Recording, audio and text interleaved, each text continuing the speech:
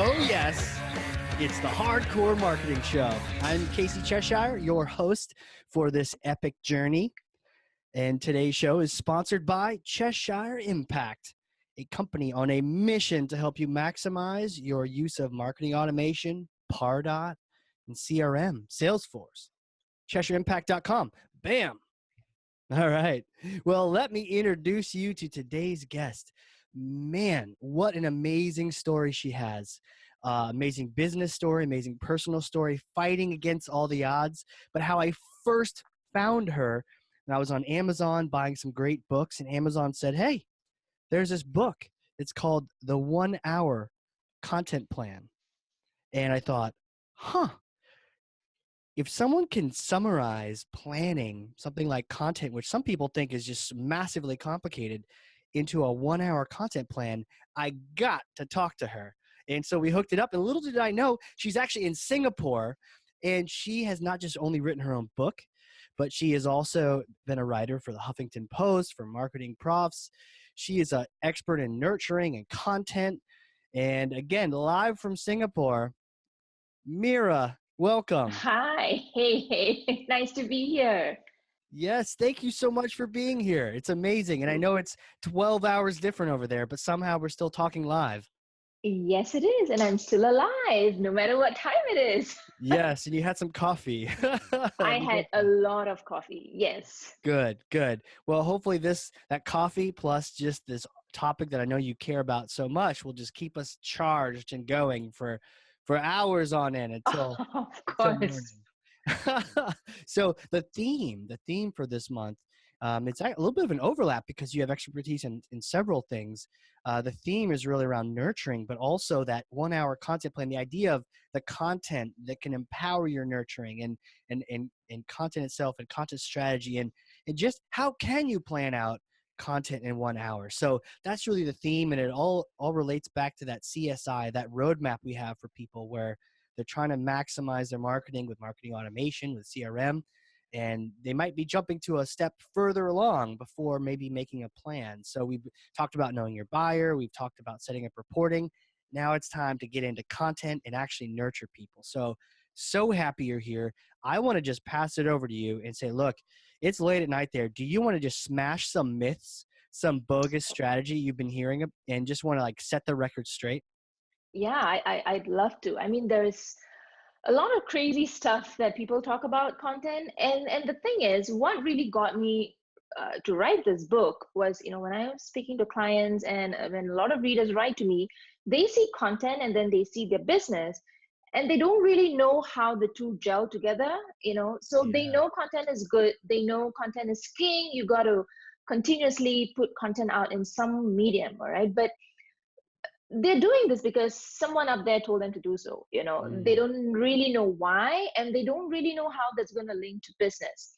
So right. I mean, yeah, we're going to get into all of that stuff. So like you mentioned, let me just talk about some of the things that I thought were true but aren't really. I've come to figure out that it doesn't really work that way. And the most Interesting. important thing is, when we talk about buying, we all have businesses and our businesses solve a problem, right? So we have an offer, whether it's a product or a service, we want to make the lives of our customers better. For that, they've got to buy from us. They've got to do business with us. So a lot of people think, a lot of business owners think that buying is like this linear process.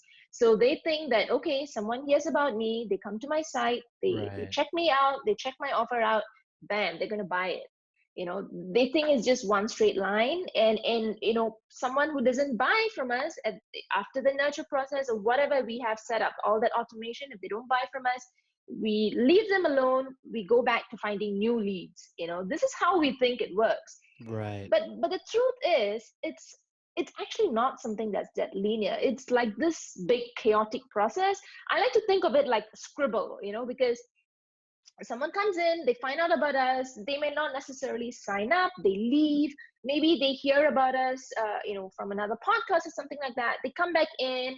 That's when they're really discovering what their problem is, whether Right. they even have something to be solved. So it's not something that's simple. People are like in and out, and you have your ideal buyer is on different ends of the spectrum. So you're not going to get someone who is completely aware. Like, there are a few different awareness states, and I'll get into that, as we dive deeper into this Sure. conversation. Like, there are people who may not even know that they need your offer in the first place. They may not even know the problem that your business solves. So those people are like problem unaware. They are kind of like at the top of the funnel. If you like the name funnel, they're right at the top. And there are other people who have done some shopping around. They know that their business or their team has this problem, has this issue. They want it to be solved. They know of solutions in the market. They know that one of them could be yours. So these are people who are like what I call solution aware. So they are more further down the funnel in a sense. So they've been around, they've read stuff, but not everyone is going to be there. So what you want to do is put out content to serve all these different people. You don't want to just be stuck on one type of person. So that is one thing. Don't think of the process as like this straight line. And Right. I think what a lot of us do is, there's this amazing book I was reading called Sticky Branding Okay. by Jeremy Miller. Cool. And what he says, it completely blew me away. He says that at any one time, only 3% of your like audience are going to be prepared to buy from you. So there is this huge untapped potential with that 97% that we Right. just kind of neglect. We think that if they don't buy, they're out. We just go back to finding new people, you get Yeah. new leads into the funnel. So it doesn't really work that way.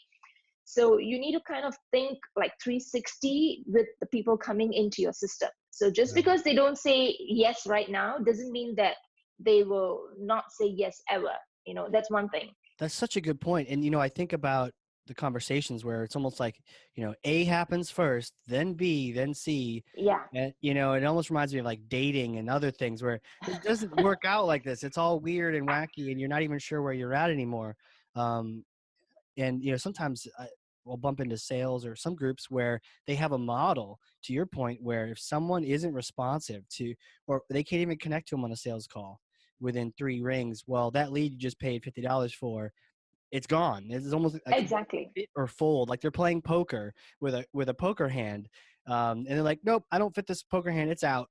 And maybe that's efficient for the sales rep, but to your point, the 97% of people who aren't ready to buy right now, what are you just going to keep getting rid of 97% of all your leads that come in? No, you got to nurture them. That's really interesting. And then I also like the idea of the funnel, or it's almost like the zones. They're in different Yeah. zones. And I think Yeah. back to chemistry, where we used to think, I'm getting deep on this one. It's Friday, people. I used to think about, little electrons. Now I'm really geeking out. Electrons going around, and they used to put them in a little line. They'd say, electron is absolutely positively in this line, and that's where they're at. But come to find out, that's not really true. They're kind of more in a cloud. It's like it's probably in this area or this level. And that sounds very similar to, hey, prospects are electrons. They're kind of all over the place, and to your point, it's not linear. It's a squiggly path. They're probably in that particular, electron cloud, and then eventually they're in that next one, that next part of the funnel. But it's not a linear process to get them there. That's really interesting. Yeah, exactly. And actually, I'm glad you mentioned that, because the second thing I was going to talk about, and I mentioned this briefly in the first point, was about awareness states, right? Yeah. So there are people who, they don't know they have an issue to be solved. That's number one. Number two, people who are aware, but they haven't done any form of shopping around.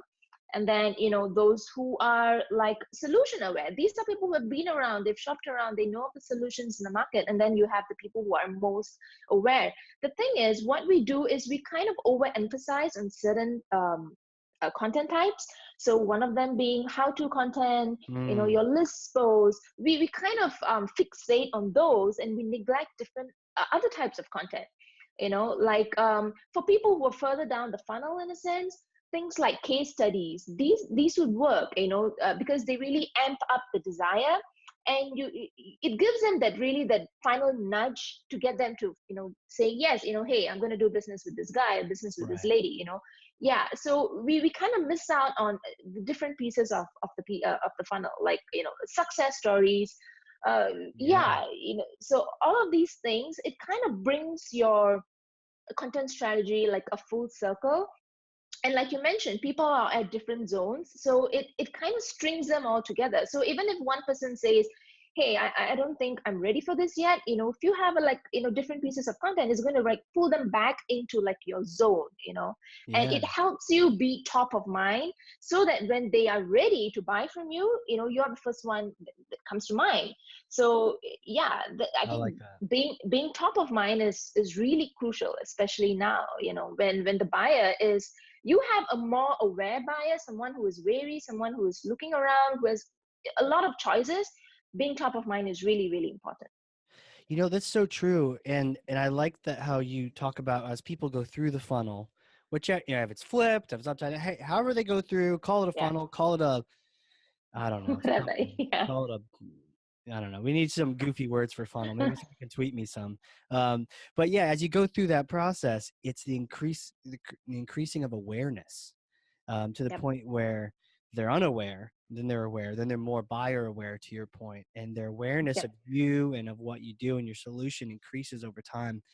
I love that point, and you kind of snuck a second myth in there about how-to content, overly emphasized. Yeah. So true. It's almost like people can gravitate toward the content that maybe they feel more comfortable with.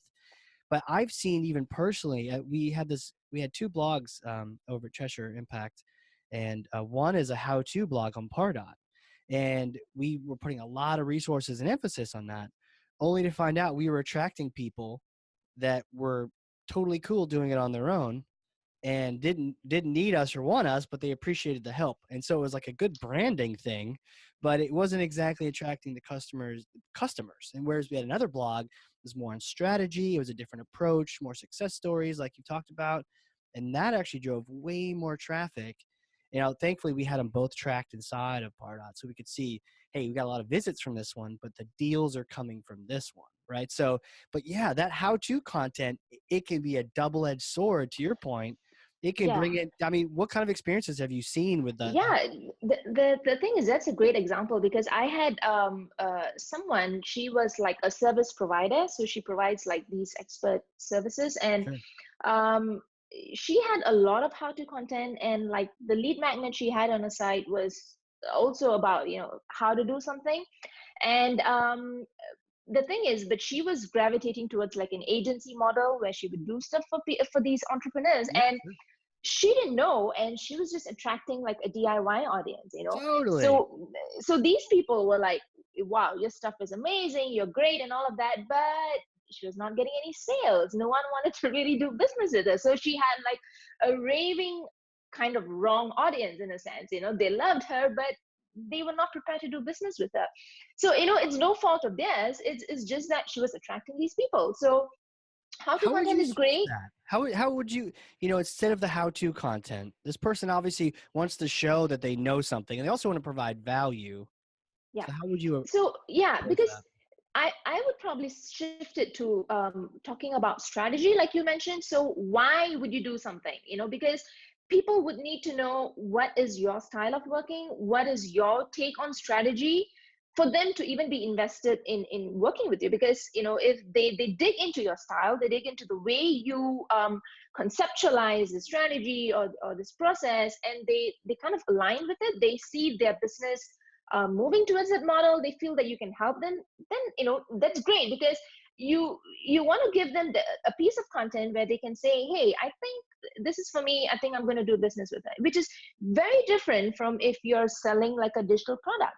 Right. So like a service model versus a digital product model is kind of different. So a DIY audience for that would be fine, which would be really good. But if you're a service based business, not quite. Interesting. Now, I'm curious about that, because I've also seen this weird thing out there where sometimes people don't respond to the strategy; they respond to like the tactics. And an Okay. example might be, if we reach out to someone and we say, "Hey, we can really help you with this strategy for marketing automation or Pardot," and some people are like, "Yeah, that sounds great." Other people, "Oh, sure, yeah, I don't have time for that." Someone else though, "Hey, are you having some real weird issue with your email templates?" It's almost like and it, maybe not do it yourself. Maybe that's the thing. Maybe we're just speaking to their problem, but we're not actually telling them. We're not telling them HTML and CSS to fix it. Maybe that's the difference. So we're speaking to what their problems are, but we're not. Then here's content to address it, so you don't even need to talk to us. Yeah, but it could also be that they are, like I mentioned, they could be on a different spectrum. They may not really True. be ready to discuss strategy as yet. Right. They're still on like a let's do it ourselves, figure it out on our own before, yeah, Right. before we are ready for that other part. Now, what about the viral things? I know we were chatting about that earlier too. The Yeah, idea of everyone wants their content to go viral, uh, yeah. go And viral, get I 10,000 know. clicks, and And it's funny because a lot of people think that that is like the end goal, or that is would be yeah, like an amazing thing. But the thing is, going viral can have like it could be like a double-edged sword, because like I always say, you could have like maybe 5,000 people land on your site at one day, or given a given hour.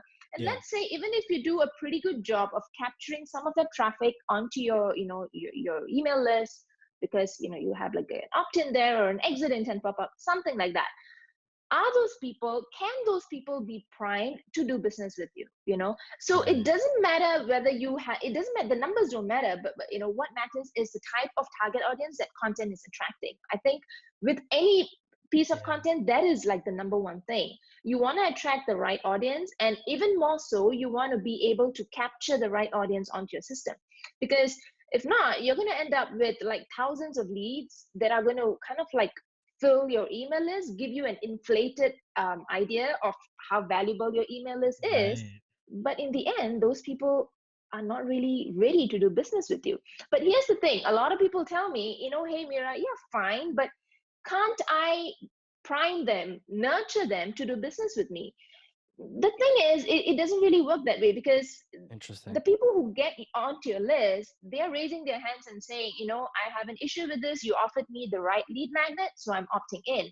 But if you're going to attract everyone into your list, a lot of them are going to take way, way longer to be nurtured to do business with you. And some of them are just, it's just like a closed door. They're just going to be right, sitting on your list and they're not going to do anything. So this is when yeah. your stats are like completely off. You have a huge list, but your opens are low, your engagement is low, and you're wondering what the hell is going on. Right. Yeah, And then you think your list is worth a lot. Hey, I'm this whole year, I'm exactly. just gonna hit up my list. I've got 1,000 people I want to hit up, or I 10,000 know, I million. know. But a lot of them came virally, and they're not really interested. Maybe they just liked your Exactly. thing. Yeah, like for that one fleeting moment, Yeah. yeah. And then that's it. Especially if it's one of those like consumer facing type campaigns where people just think like, this is hilarious. I want to laugh again. And they have no interest in buying that car or whatever that, or buying Yeah. that software or whatever you're offering. Yeah. Interesting. Viral, also a double-edged sword, because you may get 10,000 hits, but they could all be from the exact wrong people. They just were curated. Yeah, Yeah, exactly. interesting. I was once working with a company where we were bidding on some terms, and one of them was transparent was the word, and that's a little generic. You usually want to get a little bit more specific than that. And sure enough, they were finding when we did a little. There's a report on AdWords that shows what people were searching for before they clicked on your ad, so you can see if there's something slipping through that you didn't intend. Okay. Almost like a little microscope version of what we're talking about here. And you can't do that on the viral videos. They just happen, or the viral Yeah, content. I And know. sure enough, we found people were actually looking for the goofiest things. One being transparent Scotch tape. They were Oh looking for tape. Lord. And then they saw this ad that happened to have the word transparent in it, but not for tape. And they clicked on it. So it was literally costing that Oh, company money to be advertising for that thing. And yeah, crazy. if you're just looking at clicks, you'd be like, hey, this is great. This This ad is this is great. Yeah, super successful ad. Almost I everyone know. clicks on it. Of course, they all click back, and Yeah. you're making that money. But yeah, so I mean, have you bumped into people that have gone viral, or did any of your things go viral in that sort of way? Or No, my stuff never goes viral. right, you're staying away from it, right? You're Yeah, like yeah, I don't you're like know. I It don't never need it to goes. go viral. Yeah, It never goes viral, but I always see people like on Facebook groups, hey, this post went viral. Yeah. And yeah, it's always, take a step back and yeah, have you optimized your site? Have you done all of that? But in the first place, where are those people coming from? Is it like a quality traffic source? Right. The people from there, do you have experience, whether they can be, do they even do business with you? What are your stats showing? So the thing is, sometimes, numbers really, it's really not a true measure of anything. And one particular thing is like the size of your email list, like we were talking Right. about. It's crazy. Yeah. Or even like page views and stuff like that. Oh, preach. Yeah, totally. Yeah. You know what? The other day I was thinking I would love to help people by default turn off email open rate, because sometimes we bump into the people that before we start working with them, they're obsessed with, say, open rate, um, maybe even click rate. And they think click rate is like a conversion. And it's like, all they did was click a mouse. That's nothing. I know. So I want Yeah. to turn off open rates. I don't care. To people listening, email open rates, the idea is, this percent of people opened your email, but it's never true. It's never exact. And it's usually Yeah. lower than it really is, because most people, Yeah. in some software, Gmail does this, Outlook Correct. does this. By default, it won't show images. So, and that's how it knows. It basically is a little Yeah. magic image at the bottom of an email, and if that thing loads, then the email sending site knows that you open the email. But if That's you have right. images turned off, you never know. And Yeah. so my images are turned off. You never know if I open my email. So if you're looking at that metric to tell you anything, it doesn't really tell you It's way much. off. Yeah. In the old days, it was like, well, if they saw my subject line and they clicked it, but that's all hogwash. And to your point, it's conversions. It's those next steps, is capturing Yeah. people, the right people, way Yeah. over those interstitial metrics like views or clicks. Yeah, exactly. This thing just popped into my mind because you Yeah. mentioned it. Like there was this piece of research that I was reading about, and the truly actually what makes people open your email is actually your name, rather than like the subject line you use or anything like that. So if they Wow. see your name and they recognize that the value, they're going to get something out of it, that's when they open the email. So a lot of people think it's like the images or the template or the subject line. It's actually not true. Yeah. So I It's was the really name. fascinated with that. Yeah. Interesting. That makes so Yeah. much sense too, because Yeah. we're more likely to read an email from a person, Yeah. that especially Exactly. a person we know, Yeah. than the person we don't know. And if it looks like a name we may recognize, Yeah. I wonder, was that a person's name, or it was even like company name? Like if you knew the company, were you also more likely to open it, or was it company versus people? No, I think it's like both. They just Both. mentioned name. I think it was company name for that. Right. Yeah. So if you like Yeah. recognize it, if you know. Yeah. If you recognize it, Interesting. yes. Yeah. Yeah. Yeah. Sometimes we've talked about this with people where they blur and blend the idea of sending personal emails versus corporate emails, and they're trying to be personal, but then they have like a header image and all this design and like 9 paragraphs, and like that's not personal. Nobody writes 9 paragraphs. This isn't like Pride and Prejudice. We're writing each other like long 8 paragraph emails, right? This is Yeah. not the I case, know. like a wax seal at the bottom. Like Yeah. this is not that. A personal email is probably like a paragraph and a half. I think that's when we were chatting about, hey, let's get this, or let's get this all set up, and chat, bullet. That's what a personal email looks like. And so sometimes people blend and blur that, but very interesting that it would be the name at the top. And you know what's funny? Exactly. When you mentioned that, I thought, man, people hear that, but then if you abuse that, now your name will be known with auto delete. Yeah. Hey, I last time I got know. an email from Casey, it was spam from his company. I'm just gonna delete anything from Casey, and that just degrades that brand. So you gotta Correct. really watch that and protect that name that you're sending with. That's right. Yeah. So, Wow. don't abuse that for, like a silly affiliate promotion that's going to get you a Right. few extra bucks or anything Yeah, of it's gonna that make you sort. Yeah. $48, and then your unsubscribe list jumps by Exactly. like 3,000%. That's Yeah, it wasn't crazy. quite Yeah. worth it. Yeah. Yeah. Man, man. Well, I would love to talk about this book. So 1 hour content plan of things that should go viral. This should. Um, Tell me about, because I know there was actually an interesting story about why you even wrote it in the first place. Yeah. I mean, the thing is, like I mentioned, people had no idea how that content linked to their business. That was one. Yeah. And the question that a lot of people were asking is, um, where do I get ideas from? Is like they were pretty much just coming up with things really from air. They had Mhm. no idea why. They assumed some titles would go viral because for others it had gone viral, so they were trying to replicate that same success. So they would like just pick title. It's kind of like pulling things out from a hat, but Interesting. yeah, it never really linked to their business. So it was always, what do I write, what do I write? So they were actually downloading, if you go to a couple of sites, you have those like 1,000 headline types, of those templates where you could just Really? download them.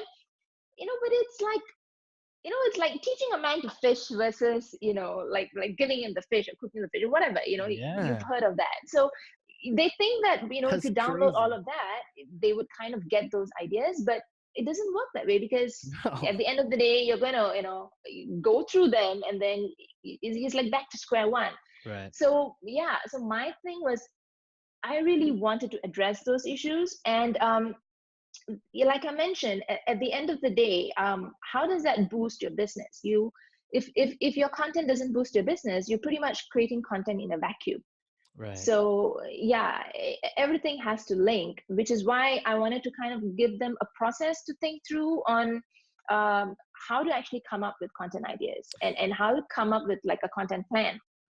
Interesting.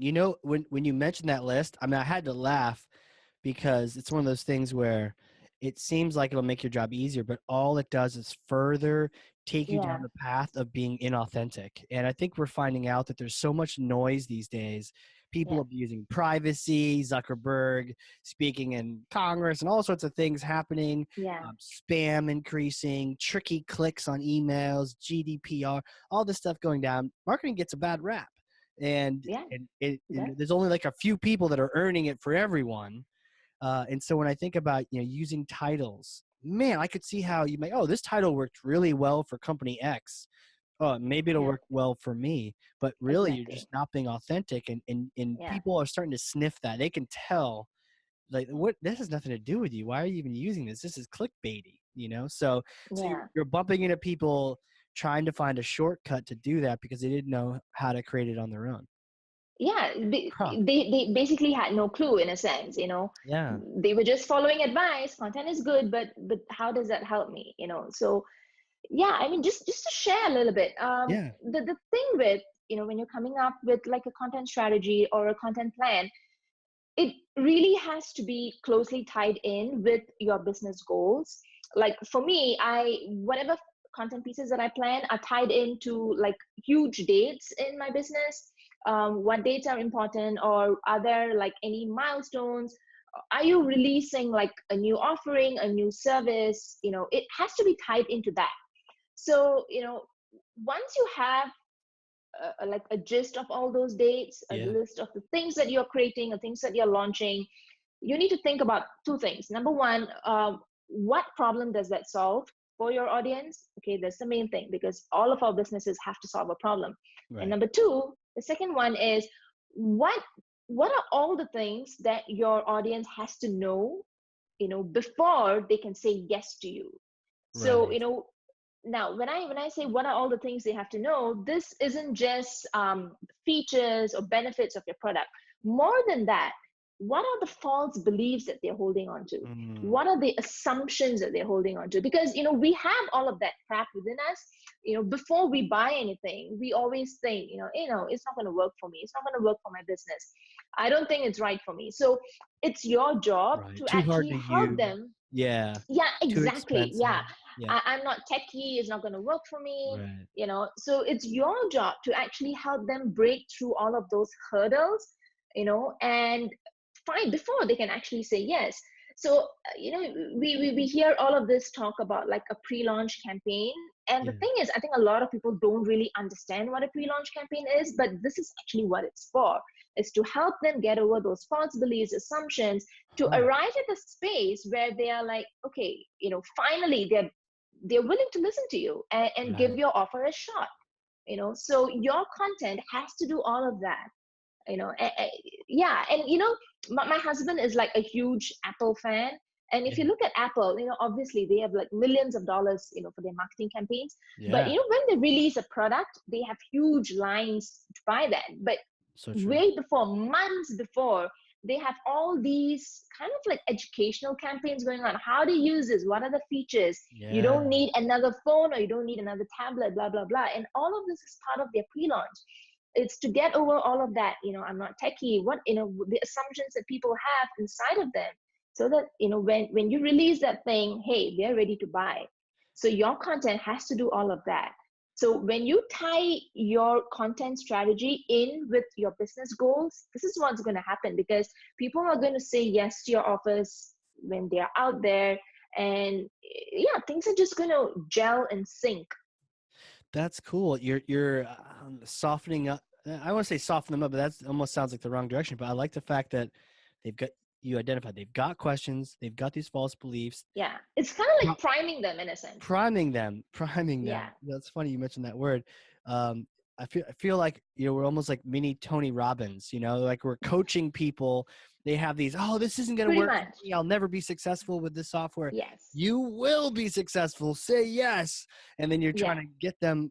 You're priming them for being ready for when they do get to that stage. When I think of marketing, it's like priming the prospect and helping them with the questions, the false beliefs, The encouraging them, objections and everything. Yeah. objections, painting the picture of the beautiful future. Because sometimes we're Yeah, so exactly. focused on the present, and then Yeah. now it's like, and here's a salesperson to help you out. Correct. And here's a human that's going to carry on the conversation, but get them. And that's the point of it, is to get them all warmed up and excited. To Yep. your point, they're going to stand in line for that Apple phone. That's really Yeah. interesting. Yeah. So, that versus just coming up and saying, like, maybe 1 week before, and then, hey, this is my thing, go buy my thing, and Yeah. a lot of businesses still do that. It's no fault of theirs in a sense, because I think they don't really understand that there's all of this background that needs to happen before Right. someone says yes. Yeah, Yeah. they just don't know any better. But of course that doesn't prevent them from getting unsubscribes either. But yeah, it's so they Yeah. can listen to this podcast instead of going out there and spamming. I know what you mean, because okay, the product's launched, or they have this new feature launch on some software or some Yeah. financial, and here it is. And it's like, it's like, I don't know, it's cold turkey. It's just like, it's Exactly. like Yeah. And I still jumping get in a emails like that. it's like jumping in a lake or a pool or a river that's just cold. It's just Correct. cold, and you're not sort of like eased into it. You're Yeah. like, this is horrible. I'm getting out, but you want to Yeah. kind of get them. Okay, this is warmer, warmer, warmer. Oh, this is great. Now it's a hot tub. I'm staying. I'm not Yeah. getting out. I'm gonna stay and buy this Yeah. software. I'm gonna buy everything. That's very interesting. Yeah. Yeah, it's just like, like crossing a river. It's like, your solution is on the other end, Yeah. and then you've got like this stepping stones, and that is what your content has to do. It's like to help them get from, one part to the other. Right. Yeah. And like we spoke about, some people are not ready, they veer off tangent, but as long as you have that string, if you're top of mind, like, you nurture them continuously, you pull them back on path, and then, one day they'll reach the other end. I love Yeah. that. And, I've often heard of that part in the middle too, being the danger zone. They almost like Top Gun, but they call it the danger zone because you get introduced to someone, and let's say, to your point, 97% of them are not ready. So Yep. maybe they ignore you, or they tell you flat out, call me in 6 months, call me in 9 months. And the salesperson doesn't know, is that even real? And they may not even be there at the company long enough for that to exist. So they're like, whatever, and they move on. And hopefully the move on just means they put you in a nurture campaign, where marketing can warm them up, can prime them, can help them with breakthroughs and hurdles. But otherwise, if they just delete it, or Yep. they just do nothing with it, it sort of floats out there. But what ends up happening is, let's say they said 6 months, call me in 6 months. It usually is something like some fraction less. So maybe 2 months later, whatever they said needed to fall in place, if they were truthful, fell in Yeah. place, and now they're ready again. And Yeah. they're going to start up that buying process again. But you're not the only one. They're not going to come. They may not come. They may forget about you. So if you're not Correct. top of mind, which is what you've said Exactly. over and over. If you're not top of mind, they may go restart that buying process with a competitor. And typically what happens is the first person you talk to is the one that wins. So if they go to your competitor first, because they're top of mind, maybe they Yeah, sent them something, or maybe they're nurturing them, they're going to go over there. So there's that danger zone in between not ready, which is 97% of people from that correct. research, and ready. So that's the part where they need that nurturing that you're talking about. Yeah, I love that example that you said, because it actually happened to me. And I was launching this course, and this Yeah. lady, she dropped me an email and she said, Mira, I'm not ready now, but keep selling me this. She actually used I actually those said that. words. She Yeah. actually said that, keep selling me this, keep me on your list, keep me in your VIP list, whatever, but keep selling me this, but I'm just not ready right now. The thing is, not everyone is going to say that. A lot of people are just going to think that in their mind, but Right. just going to stay quiet. So Yep. yeah, like you said, being top of mind, having like a nurture sequence, that always helps. Keep selling me this. I think about sometimes, depending on different personality types or your striving instincts, you may use your inbox as a to-do list. And it's almost like you're outsourcing back to that sales rep. You're like, this actually does sound like a great idea. Or to this example you mentioned, this sounds like a great idea. I'm not ready yet, but please keep reminding me. It's almost like, give me that monthly reminder. Nope, still not ready Yeah, yet. Still not ready yet. I'm ready yeah, now. Oh, reminder came. Let's do it. And to your yeah, point, everyone's experience is different in that way, correct. but there are that group of people that do want, maybe they're already sold, they're just not ready yet. And Yep. use nurturing to be able to keep them top of mind. I love that. So you had all these people, and so they're thinking crazy things. It's almost as bad as going and buying just a random list and spamming it. Is they're going and getting random subjects they didn't even write. I wonder if they're getting like content that they didn't write. They just fill in their industry in the content. So they're doing all these crazy things, and now you just finally, enough is enough, and you were just writing a book. Or how did that all, like, um why a book? And yeah. yeah, no, the thing is, I mean, I actually just wanted to get out of like my zone and try and reach a new audience, and Interesting. that was to self-publish a book. I mean, yeah, I had a group of subscribers. I had my own courses, but I just wanted to try something different in a different format so that it reaches more people in a sense. And to be really honest, I didn't have that interest to make this like a cause. Like a lot of Right. people were telling me, hey, you should take this and do it in like a coaching format or something like that, but it just didn't interest me. So Sure. yeah, and yeah, it Yeah, I could see and you I'm happy I keynote did it. presenting all over the world, doing a little keynote. But Yeah, hey, you got to do what your passion is too. So, yeah, but you created, hey, it worked. We're chatting, right? So you yeah, wanted to yeah, get yeah. in, It okay. helps gets it in more hands. Yeah. Yeah, totally. So, how would you describe the book? So it's, 1 hour content plan. What was the approach you took? What are some of the takeaways? You don't have to give away the farm here because people got to go get Yeah, this book. But what are some of the things that the book sets up, and some of the nuggets from it? I think, yeah, it really starts off with knowing. You need to know, if let's say, like, we take the example of the river, you need to know what your other side is, Okay. what you're actually helping people get to, because I think a lot of people go into business, they don't really know what they're helping their audience, where they're even helping their audience get to, because yeah, you're kind of selling them that after. So you're helping them get from like A to B, like the worst of them to better of them, Yeah. so whatever type of business you're doing, doesn't have to be marketing, it could be health, fitness, whatever. So the book starts off with helping you understand what that after is, what that other side of the river is, and then uh depending on different, Well, what stage. is that like your brand or your identity, or you're trying to figure out the destination? I mean, destination first is the way to start a plan. Is that understanding where you want to get the buyer to, or just understanding what you do for them, Uh, yeah, or both? that, that's spot on. It's Okay. understanding what you are doing for them, because Okay. people are all. You need to kind of get that down into like a nutshell. Yeah. You have to kind of convince yourself what that is in a nutshell before you're even going to help anyone. Okay. So it starts off by doing that, and after that, depending on what stage you are at, because some people are they don't have their own services, they don't have their own products. So they ask me, so in this kind of case, what kind of content am I even creating? See, this is a problem. When you have an offer or you have a service of some kind or a product of some kind, it's a lot easier to create content versus if you are kind of just, you have nothing, you're just starting up, and you're like a personal brand, you're kind of building that trust, Mm, you're figuring your way out. That is a lot more difficult. right. So it teaches you like a process to kind of still keep you grounded to what your business is. Interesting. So I have this like 3-step process. It's like the EOG process. So it's like the expert, offer, and goal. 3 different methods of coming up with content ideas. So the expert method would be something that you would use if you really have no offerings, no services, no products, nothing of that kind.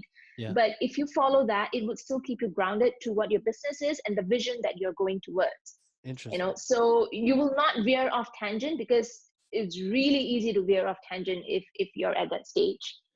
Now, would you say expert, that's like thought leadership, or you're an expert on a Exactly. topic and you're teaching people what's what? It's kind of like establishing your thought leadership, kind of Okay. establishing your expertise, because that is the stage you're in. You want to build trust, you want to get people to Yeah. Build identify trust. you with, Yeah. hey, this is her thing, or like if it's email, I'm going to her, or if it's like LinkedIn, I'm going to her. You want to establish that. So this is where you would be really drilling into topics. This is where how-to content Cool. is perfect. you know Got it. so yeah, when you're still figuring out your way on your business, this is when it will really work. So the offer method is what we've been talking about all this while. If you have services, if you have products, different content pieces to fit in the different awareness levels.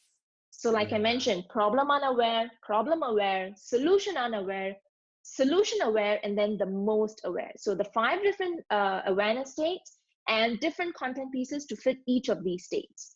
Now, the thing is, it doesn't all have to be like on a blog or a YouTube channel or a podcast. Some of those content pieces can even transcend into like your email. If it's like email is like Mm, your personal one-on-one exclusive space, some of that can even transcend into email. So it doesn't have to be all in one particular medium. cool. Yeah, so that is offer. And the goal one, this is pretty much, it's kind of like a mix of both, in that you have certain very fixed goals, like maybe you want to build your list up to certain numbers, or you want to I don't know, increase your affiliate marketing income to a certain bit. I think, yeah, that's a good example. Let's say you want to boost your affiliate income by, let's say, $1,000 for this particular product. What are all the different content pieces you got to put out there? Mm. So it's really tied into specific goals that you have. Now, on offer is the idea, the goal is built in. It's the product or the service that you sell. That's right. Yeah, Whereas goal might be it's still pointing at some destination. Whereas correct. expert isn't. Expert's just like the destination really is trust, building trust in Yeah, you. yeah, Whereas goal, exactly. there's some rather than just doing content for content's sake, which we're saying is the wrong Correct. thing. You have some kind of goal, whether it's a personal goal, affiliate goal, some kind of KPI you're looking to increase. It could be, Yes. I think for some of like the B2B companies around keeping clients, keeping Retention. Yep. retention, getting rid of churn, or maybe even it could be onboarding. Like you could have a series of emails and content around just getting people successful with Perfect. whatever Yeah. they bought. And you have a Yep. goal there. It's not around buying. They've already bought, but now you're keeping them or you're retaining them. So, okay, you have goal type EOG, goal content. Okay. I like it. Yeah. So whatever stage you're in, you will find a process that works for you, and it will keep you grounded to your business and that vision that you have, so that you don't go off tangent and then you come back 6 months later and you wonder, you spend all this time working on content and it's not boosting sales, it's not getting you leads. It just doesn't work. You don't want that. Yeah. Right. Right. I think it makes a lot of sense to being aware of the type of content. Well, first of all, the destination. This Correct. like you can't go take a step further until you know what the destination is. And there's different kinds of destinations, but being aware of the destination types and also the content types that go along with it before you even write it, just that general awareness that some people don't have. But if you have that awareness, then that ensures that the next thing you do isn't going to be so completely off that you may never use it again. It's like a waste, you know? Yeah, and you won't just be hitting publish for the sake of hitting it, or hey, Yes, I need to get something out this week. I have nothing, so I'm just going to put this out there. You'll never garbage. face that kind of thing. Yeah, exactly. You know, I've definitely heard it said that, you know, you want that consistency, but you shouldn't sacrifice the quality for that consistency, you know? Yeah, Uh, agree. just publish just to get that thing out there. Okay, great. You're regular, and now is a shitty article, and no one's going to ever read your stuff again. So, I know. yeah, Never interesting. do that. Okay.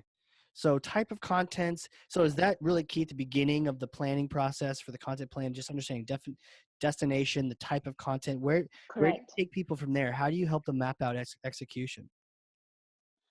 So yeah, the thing is with execution, it really depends whether you're like a one-man show, whether you Oh have a yeah, team. yeah. That is like opening up a whole different can of worms. Sure. Is that a So different book? yeah, that is like a different book. But let me just share a little bit, because if you have like a different team that is handling your content, you definitely want to have some kind of like a guide, like a style guide, or what is that term? They have a word for that. Like, would you use certain phrases? Would you not? What is your brand voice? These are all things that come in. And in the book, Yeah. I mentioned something like what is that? It's called the ADDE. So it's like, what are your brand attributes? Okay. Then what are the do's and the don'ts? Huh. And what is the expression? So I call it the ADDE. Okay. So, what is, like Casey, what are your brand attributes? Maybe it's like to be bold, but fun, I like that. but yeah, but Bold but fun. yeah, Okay. so, So that's A. yeah, so that's A, but you need to be clear about what you're not. Okay. So Mm. you could be like, bold, but not, I don't know, what is that word? Like, you don't use expletives or something like that, Yeah. Not something Gary like that. Yeah. V. Yeah. Yeah. I always say Yeah. Gary V and I are similar, and that the only thing that we're different is he has more hair and he swears more. You know, like I'm hardcore, but I don't need to drop f-bombs left and right. Yeah. So yeah, Yeah. what So I'm not being is that. Yeah. correct. Yeah. So you need to be clear about what you're not. And then the do's is, how would you express yourself? What kind of Mm, language would you use? The don'ts is like you mentioned, no F bombs, like, yeah. what do you definitely don't do? And the expression is where you get really detailed into, like, some people say, they sign off with XOXO on their emails, or like, I don't know, like, like, more power to you, or something like that. People have those weird quirks. So what is in line with your brand and what isn't? Yeah. So that is like the expression part of it. So Okay. you need to be clear on that, so that you can Right. hand that off to a team, so that they can execute that Gotcha. well. If not, it's like, if not, the voice is really going to come true, and your blog or whatever you are on is going to look like it's written clearly by like 5 different people, and you definitely don't want that. Which is why this ADDE, which is like really comes down to your brand voice and the expression, is important. AD. Yeah. Is that in the book?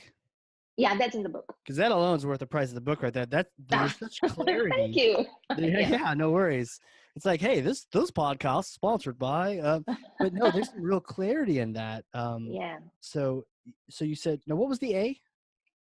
The attributes, so the Attribute. brand attributes. Yeah, So I like to get people to kind of narrow it down to 2-3 words that really encompass what your brand is. 2 or 3 words. Okay. Yeah. You Yeah. said bold, but fun.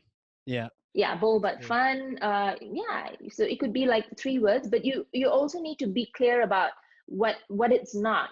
So you could be like fun but not wishy-washy, because Right. some of them are both, but you're fun but you're not that. So you need to be clear about what you're not. I think once you're clear on that, it's a lot easier. Mm. So like you mentioned, that you're very clear, like, no, I'm not Gary Vee, that's really good, but not Yeah. everyone has the clarity. Yeah. And I think a lot of people were trying to be everything for everyone, Yeah. and by our very nature, we're all kind of wishy washy, but the people that aren't, we almost like even if we don't like them, we respect that because Correct. they're hey, this is what I am. I am what I am. Um, Yeah. Okay. Now, can you write a whole bunch on that? You don't need like 2 or 3 words for that. Can you like write a whole paragraph on what you're not and that kind of thing? Or do you keep Yeah, it you simple? could. It's better to keep it simple. Like Okay. if like you can find like a personality. Like there are no like hard rules. Like if you can find a personality that is everything that you're not, then you can stick them there. You can stick the Okay. name there.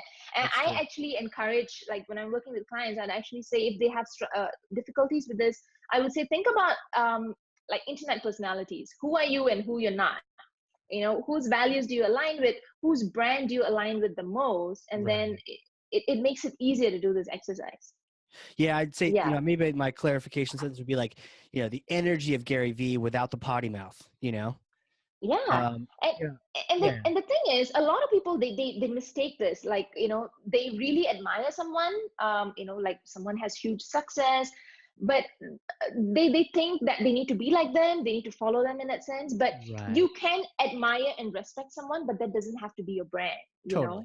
Totally. Yeah, yeah, that's the thing. Okay. And then the do, you want that to be simple as well. And Correct. the expression is simple as well. Yeah. So the expression is where you could have all those quirky stuff, like, uh some people they like they would italize, like, uh when you're saying in a certain way, like, really, they would italize that, or some of them would Yeah. use it in caps. So what are those really, those tiny little expressions, like, do you use what as in WHAAT, and you say what, those are little things that Right. you want to put down in the expression. Yeah, Right. because everyone Interesting. has a different way. And pretty much sometimes when you're reading things, you can actually picture that person speaking it out. So Got it, it. it, it really depends whether you're a personal brand, or, and if you're like a company, do you have like a persona for your company? If your company was this one person, what would that person be? And Right. then you could write that down. Right. Okay. I Yeah. like that. And I also thought of, the Cheshire Impact logo is like it's a bar chart fist. So it's like, I'm punching the screen. Everyone at home was like, what was that? But I'm punching the screen and it's like this fist. And so I threw that on LinkedIn after my name, and it's part of our logo. It's underneath the microphone of the Hardcore Marketing Podcast. But yeah, so imagery and style design things, but also to your point, the kind of words or the phrases you would use, how you express yourself, so that in your earlier words and point, you don't have a blog that looks like it's written by 90 people. And even if it is written by 3 or 4 different people, it's okay to call out their names Yeah. and let them own that work. But let's have everyone writing in the same, I don't want to say same style, but so that it doesn't seem like 8 different companies you're looking at when you Correct. the content. Yeah. Yeah. There's this interview I saw. I don't know if you heard of the brand called, I think it's Poopery. It's like a spray. Um, it's a really unique kind of product where you need to spray before you do like your dump or something, so that Interesting. it smells really nice. And the founder, she actually had this really cool thing in that she said that every single person in the company knew who this persona was, as in this lady. So it was a lady for them, and it's like this one person who signified the entire company, and everyone from the customer service to the guy who packed up their products knew very well who that person was. So when they were dealing with customers, when they're writing their stuff, replying to emails, it would be this coming from this person, even though there was someone else behind it. So that's just a different way of looking at it. Interesting. So Yeah. yeah, they're very Poo, clear about who poo, they're representing. Yeah, poopery. P-O-O-P-O-U-R-I. Yeah, Poopery. yeah, Yeah, and I see it. yeah, The brand and the style has like a housewife from the 50s or something, or the 20s. yeah, yeah. Bad with decades, but yeah, interesting. So to your point, there's a single voice that they're looking to Correct. speak from. Correct. Interesting. Very cool. Okay, so wow. Okay, so a lot of great prep work here in this book. So the first thing we're doing is we're thinking about the EOG, the expert, the offer, the goal, and then the AADE. Yeah. Cool, cool, cool. And then you basically send them off to create ideas, or what do what's the best way to then come up with these ideas? To your point is don't do it in isolation, right? So do you have a particular method for, it's time to write an article, or it's time to create something, first thing I should do, that kind of thing? For me, I don't like to plan out like a year. I like to keep it to like 6 months Okay, I because, like that. Yeah. yeah, like 6 months is ideal because, you can take what works and then a lot of things change. Like for me, when I was looking back at my notebook and, I had like plans for the next 6 months, like I'm not going to do half of them. So Yeah. I would definitely not suggest doing something for the whole year. So take your 6 months, work out your main goals, like what does your business want to achieve, key dates, and then this is when you can sit down and then think back on the content ideas. So the main thing, number one, is to have a goal. And then once you have that, you would know what you're working towards. You could work back on your content ideas. And then this is when you're going to start plugging in the dates. So once you start plugging in the dates, and you also want to keep in mind where you're going to promote them, because promotion is something that even I fall through in the cracks because we don't get it in as much hands as it should. Right. So what promotion channels work the best for you? This is where you would also want to plot that down, because if it's not written, it's not going to get done. Totally. So if you need to repurpose it, if you need to get in a different medium or different format, go ahead. You need to write all those dates down as well. Interesting. It's such a key point. Um, and, you know, yourself and people that are in the know, they say, look, it's not enough just to write this beautiful content. You got to promote it because Yeah. it might be your baby, but no one's going to ever read it, watch it, hear about it. Yeah. It's the exact opposite of the viral thing that has the wrong people. You might have the Exactly. perfect thing for the right people, but they don't know about it. And it's also, Yeah. you're Yeah. not just going to find it. They're not Correct. randomly come to it in droves. You got to get it out to them. So that's Yeah. definitely an important part of the plan. That makes sense. Yeah. You So, know, some of go them ahead. like to do ads, and then like that is like a different strategy. Some of them like to boost the content Sure. pieces and stuff like that. That is something that you would want to write that down as well. That's very interesting. I was working with a company in New York, and one of the challenges they had is they had this white paper that was written by, they didn't go through these steps. The ADDE, they didn't think about what's the goal, the destination, and they had this really expensive attorney for like $1,000 an hour. By the way, that sounds great. That sounds like a great job. But write this very expansive white paper on this topic, and I asked them, what was the goal, or what question. We're talking about the questions and the hurdles. We're trying to help people jump over. What hurdle or question or or false belief did this help address for signing up new clients? For your thing, and no one had an answer, and they all realized at the Yeah. same time we spent buckets of money on this Yeah. thing and we hadn't done that work to plan. So I think it's so important. I'm so glad you wrote this book, even just like it's like a starter kit. Like, hey, if you have no plan, you need something, and you don't Yeah. need that perfect plan, but you need something written down. To your point, if it's not written down, it's not going to happen. If Yeah. it's not measured, it's not going to improve, but it's not written down, it's definitely not going to happen. So yeah, that it's so important to have a little bit of that forethought, and Yeah. then you end up with that 27-page article that can be really helpful. You can, to your point, repurpose it all over the place and go crazy with your content and nurturing and all that.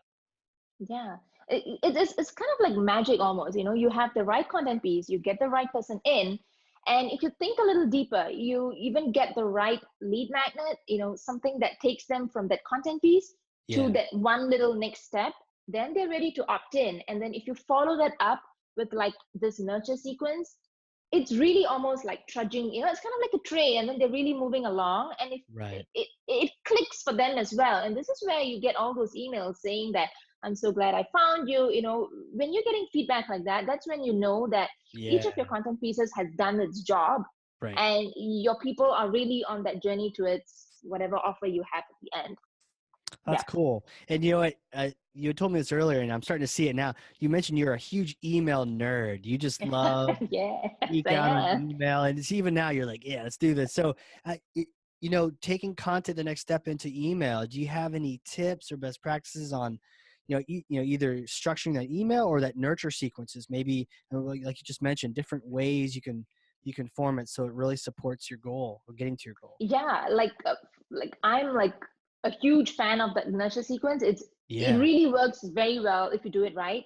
And the thing is, the question I'm asked the most is, how frequent should your emails be for your email Sure. sequence, for your nurture sequence? And I always say, when someone just signs up, that's when they are most excited about your brand. So don't hesitate to hit them one a day for at least the first 3 days. Wow. People have a different take on it, but that's what I do, and that's what I recommend, like, my clients do as well. So when you do it like that, one email the first 3 days, it kind of lets your brand sink in, I like that. and if you do it well these 3 days, which is why these 3 days, what I usually like to do is, obviously, you have your welcome email. You talk about your why, you talk about why you're doing this, whether they're in the right place.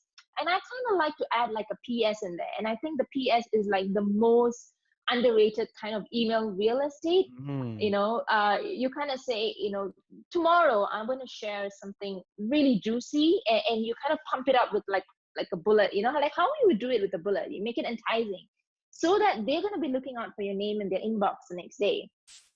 And the second day, and in the second day email is like the most important, I know, if you want to call it that, because this is when we are going to break down all those mistakes and all those myths that people are having about Nice. your topic. Because I've found that the easiest way to gain someone's trust is if you break down things that they have thought to be true all their life, and then you put it in a way and they realize that, oh my God, what was I thinking?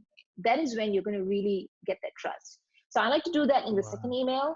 And if yours is like a really heavy topic, you could carry that on to the third email. But the third Yeah. email is where you could do a little bit of like a quick tip or something like that, that helps them, like, something like I mentioned, ADDE. If you just, place that out in the email, and they're going to get like light bulbs. Wow, this is something that I could take and I can run, I can do something today and actually have it outlined, like a Yeah. quick tip. Yeah. Yeah. Quick So tip with some potential action items they can take. Yeah. exactly. So you want to do this for the first 3 days. And, believe me, if you do that, you already have like a lot of goodwill built up. Okay. And it really depends on what you want to have done at the end of that sequence. What is like your end goal? So for a lot of people, if, they want to pitch a course, or they want to pitch a clarity call, whatever that is, you want to there are two sequences that you can use. One is AIDA, which is AIDA. It's kind of like a copywriting formula. So it's like attention, interest, desire, and action.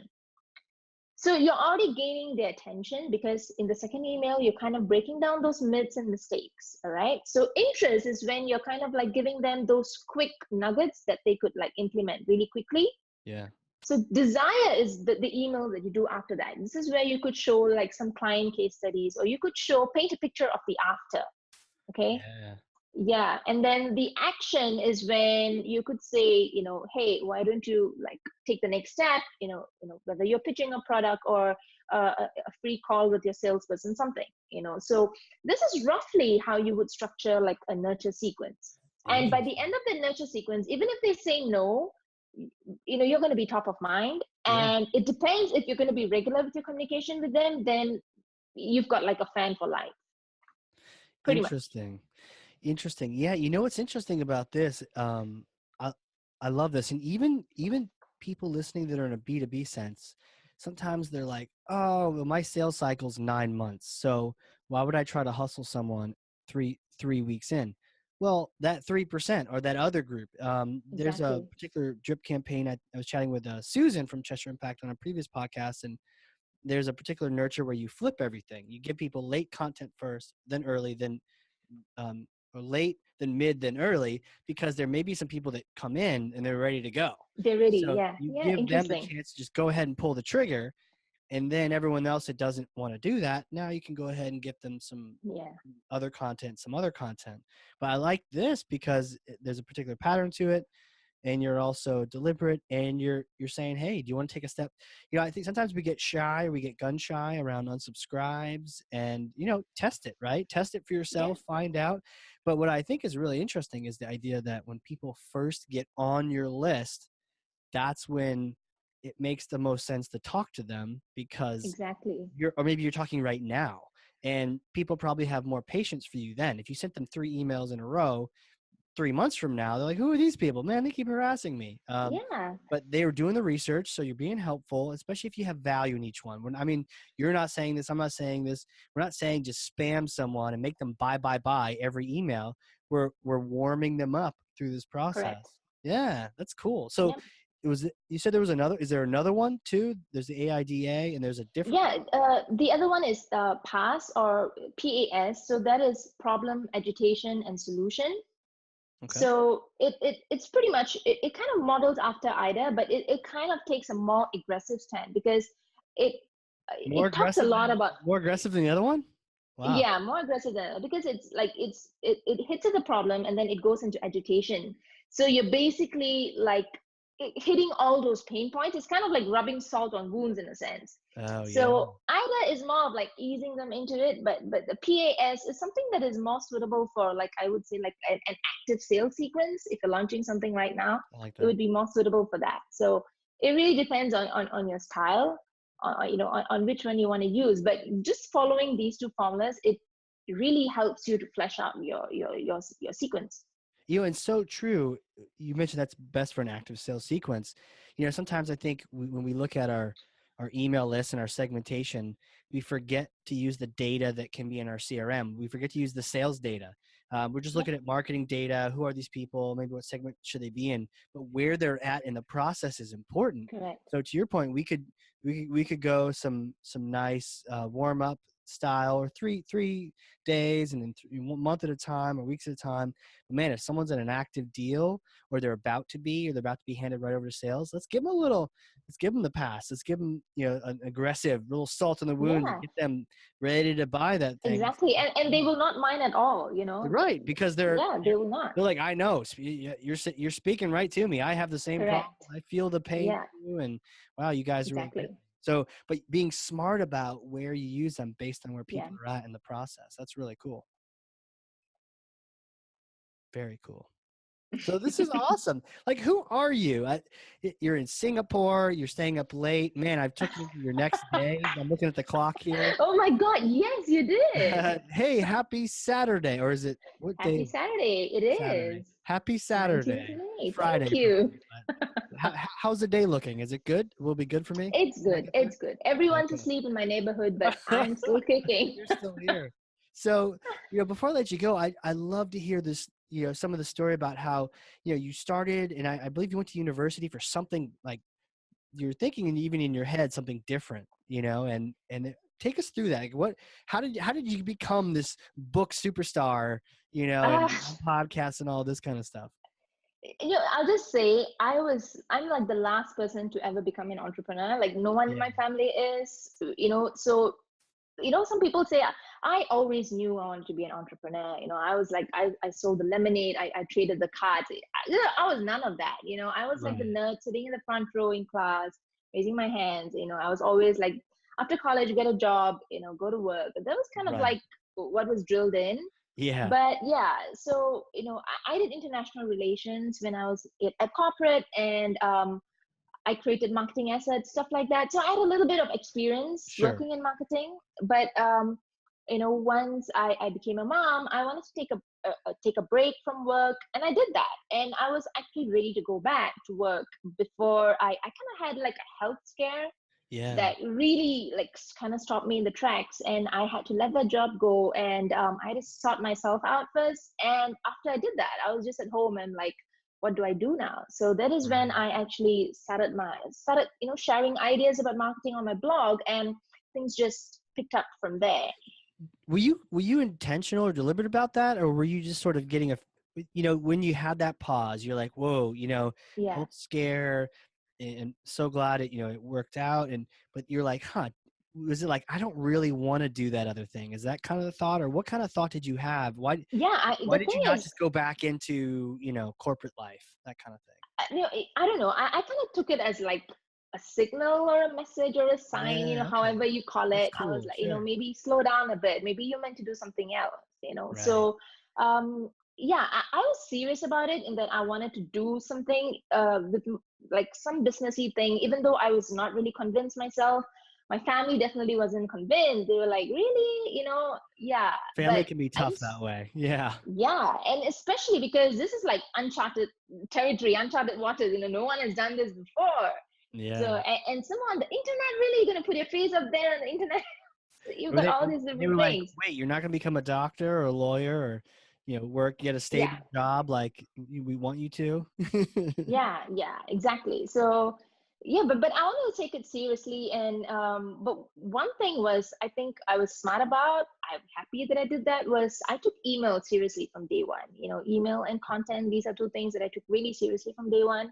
So I wasn't just pumping like 1,000-word things just to fill up my calendar. I was never, and I was pretty intentional about things from day one. Sure. So I think that really helped a lot. And attracting my people and stuff like that. Yeah. So like they say, the rest is history, but this So is you like, started just blogging and while you're at yeah, pretty home? much. And That's honestly, like, amazing. a lot of people think that uh, blogging is like this really easy thing. Honestly, it's like the most difficult way to grow a business, because you have a blog and then you are thinking about your products or your services and the people that you want to attract. It's really difficult, especially if you're not going to do ads. If you're doing ads and stuff Right. like that, you can get it going a lot faster. But if you're not, it's a pretty difficult business model. If you're going to build a business from that, it's pretty difficult. But that's how I started. I just started blogging, putting out content out there, and then the audience just started to find me. And that's when I thought, hey, maybe I have something here that I can turn into a business. Yeah. You're right. That's really hard. That's like a grind. You could write the thing and then, is anyone going to Nothing actually? happens. Yeah, Yeah. precisely. Yeah. And just Yep. slow and steady. The same kind of work ethic you had at all the other at school Yeah.